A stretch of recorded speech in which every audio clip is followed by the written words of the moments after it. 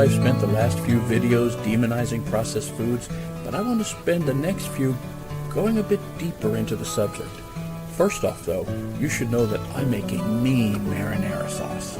I saute onions, garlic, and bacon, yes, bacon, for 10 minutes until they sweeten and become crisp. Then I add a big glass of red wine, a mess of chopped tomatoes and other veggies from the fridge, and generous pinches of salt, basil, oregano, and rosemary. Then I leave the room. When I come back 2 hours later, the sauce is thick, sweet, and delicious.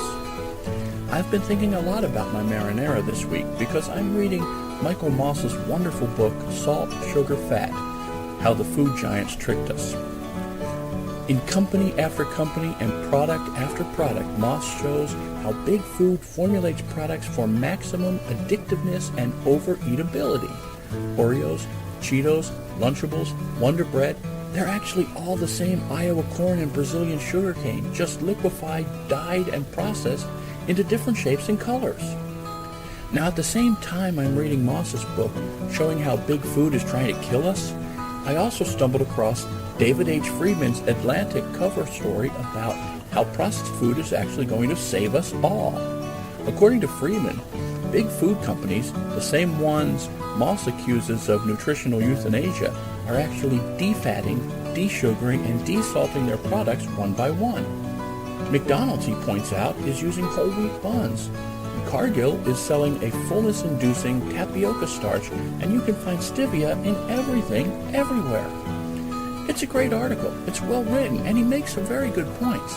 But when it comes to his core argument that America's obesity problem is going to be solved by better processed foods and bigger corporations, sorry, I'm just not buying it.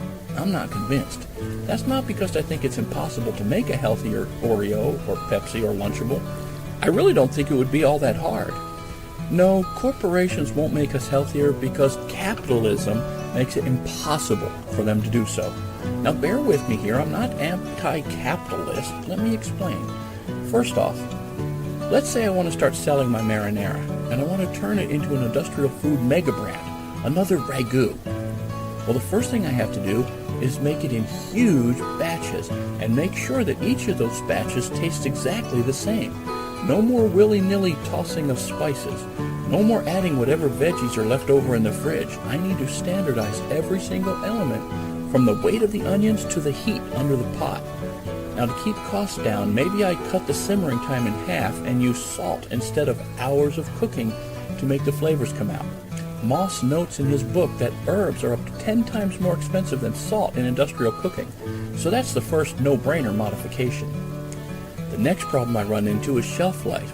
Those Lunchables might look crisp and fresh when you grab them out of the refrigerated aisle, but they've actually sat around at room temperature for at least 2 months before they got to where you bought them.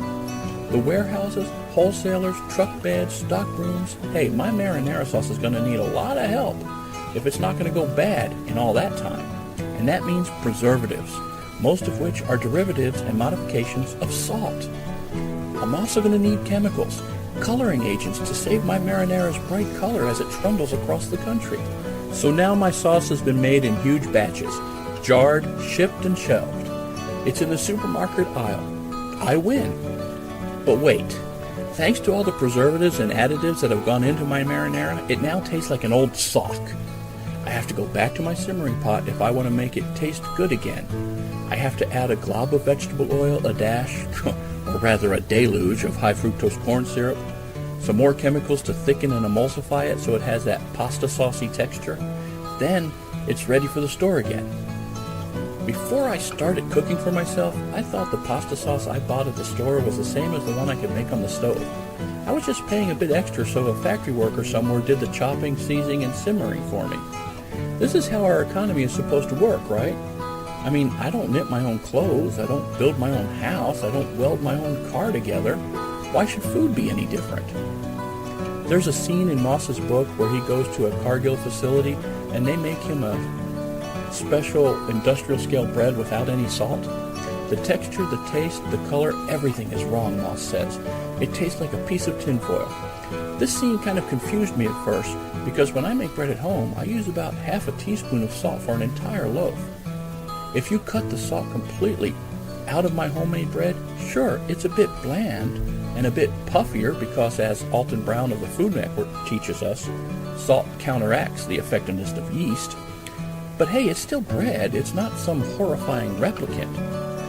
Of course, my bread, the one I spend the better part of a day kneading and proofing, well, it's stale before I can even eat half of it. Yet Wonder Bread, with its 27 ingredients, half a teaspoon of sugar, and 7% of your daily allowance of salt in every single slice, lasts on the shelf for up to 2 weeks. Processed food isn't bad for you because the products, be it pasta sauce, macaroni and cheese, or white bread, are inherently sweet and salty.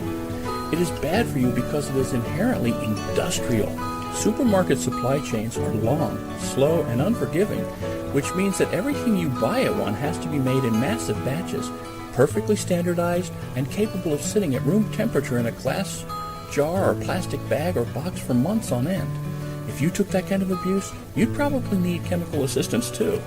We need to wake up, America. This is our food we're talking about. It's our health, and it's the future of mankind.